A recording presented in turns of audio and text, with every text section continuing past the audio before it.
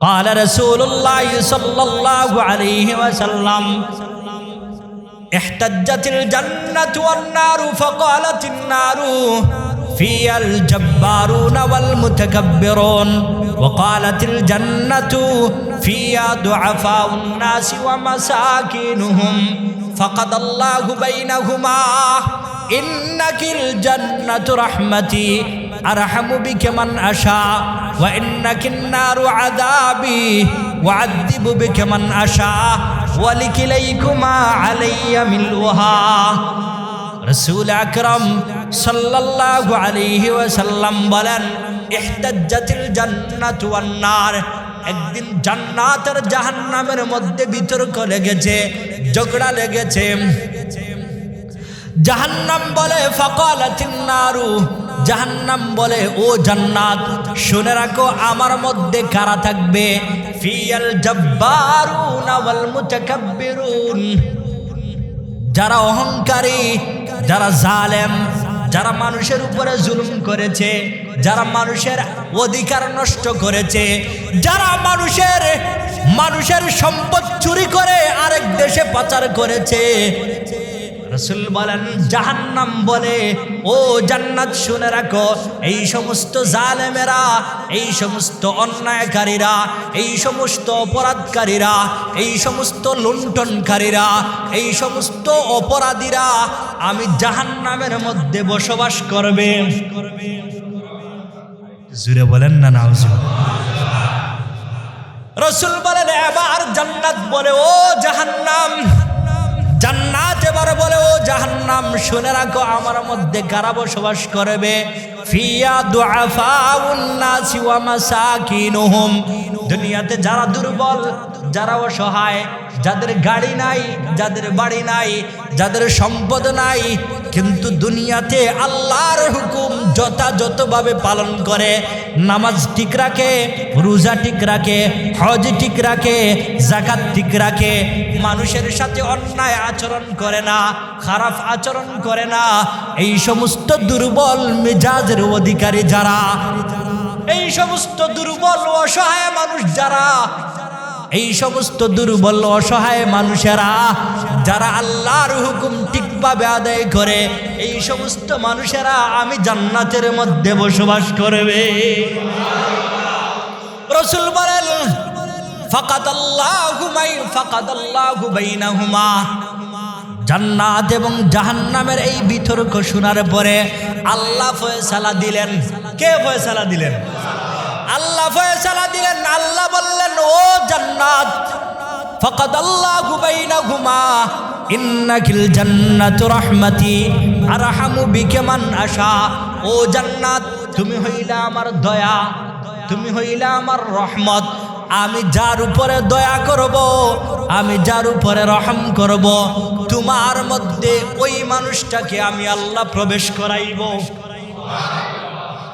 এবার জাহান্নামকে বললেন ও জাহান্নাম ওয়াইন্নাকিন নারু আযাবি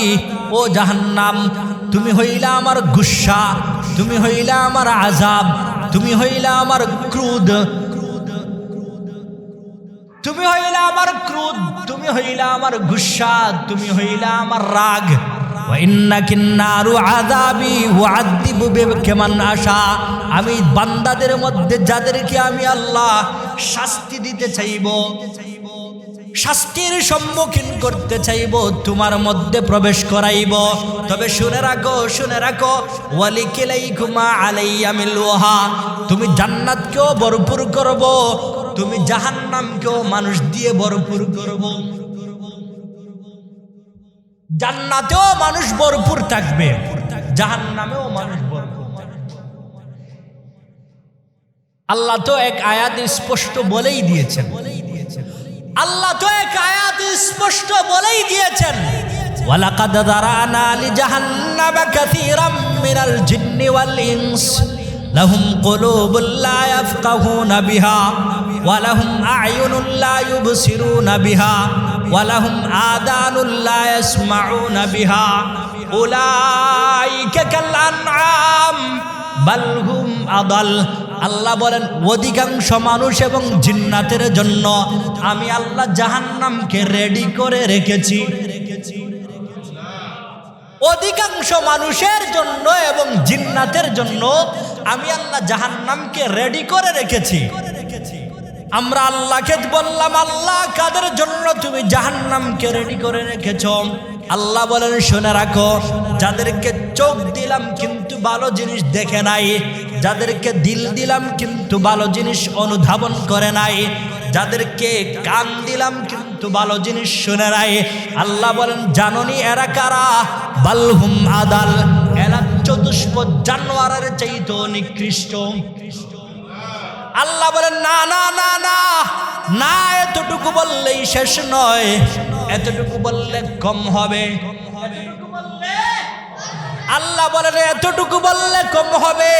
আমরা আল্লাহকে বললাম, আল্লাহ তাহলে কি বলতে চান? আল্লাহ বলেন বালহুম আদাল। আল্লাহ প্রথমে বললেন উলাইকা কাল আনআম,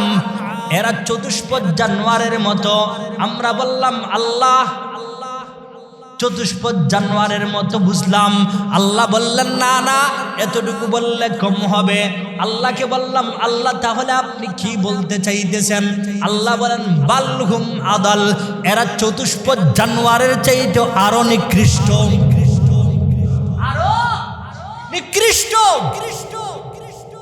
চোখ দেওয়ার পরে ভালো জিনিস দেখে নাই,